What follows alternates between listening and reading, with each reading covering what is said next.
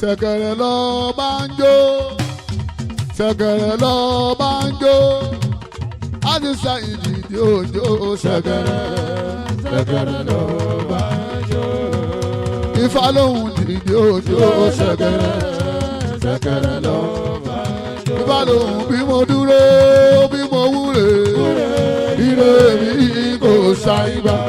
Lórí bí mo bẹ̀rẹ̀, bí mo wúre, ire mi kò ṣàìgbà.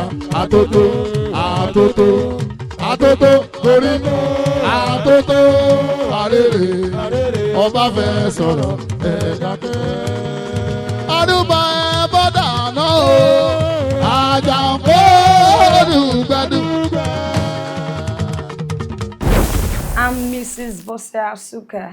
Why the name of my husband is Prince Austin Asuka.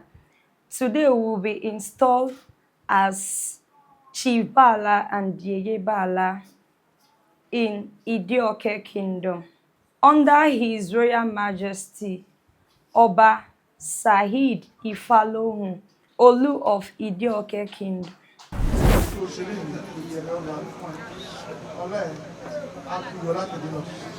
Àwọn tó bí ẹ láti gbé ìyá ilé bàbá gbogbo orí tí wọn ló gbà ọ̀dọ́ náà máa darí ẹ̀ sí orí bí o ṣe bẹ́ẹ̀.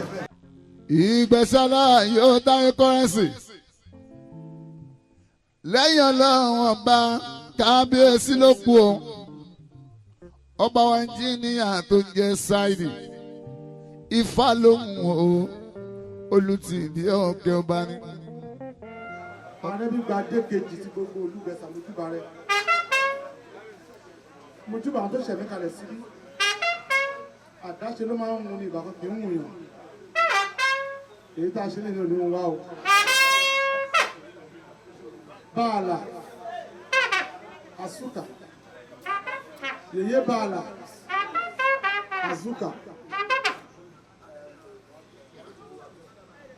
Ẹ ti wá joyè lénìí. Oyè tí a wá jẹ́lé ní oyè ọlà. Ó doyè owó. Ó doyè àlòkó àlòtọ́.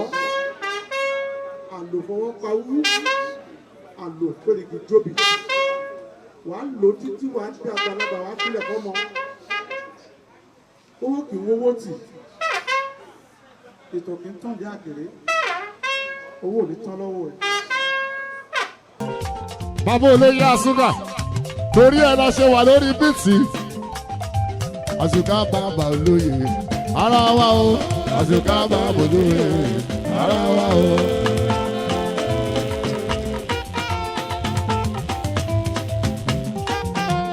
Asuka ọmọ Ìgbò ara wa o, Asuka ọmọ Ìgbò